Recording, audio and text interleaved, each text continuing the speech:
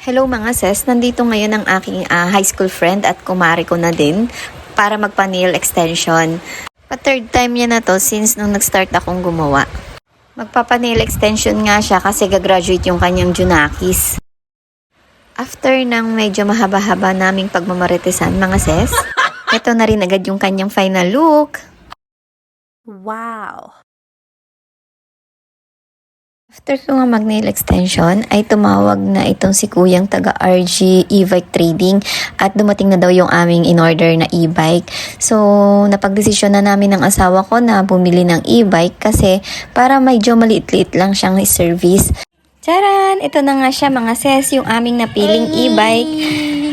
Para siyang maliit na kotse kasi yung kanyang manibela ay power steering na. Tapos, meron ka lang din dalawang aapakan sa baba para tumakbo at tumigil siya. Meron na rin siyang reverse camera. Kaso mga sis, parang 50-50 pa rin ata akong matututo dito. Ewan ko ba mga sis, pero pag nagda-drive na ako sa kalsada, bago may makikita na akong sasakyan na kasalubong ko, yung kaba ko mga sis to the highest level talaga.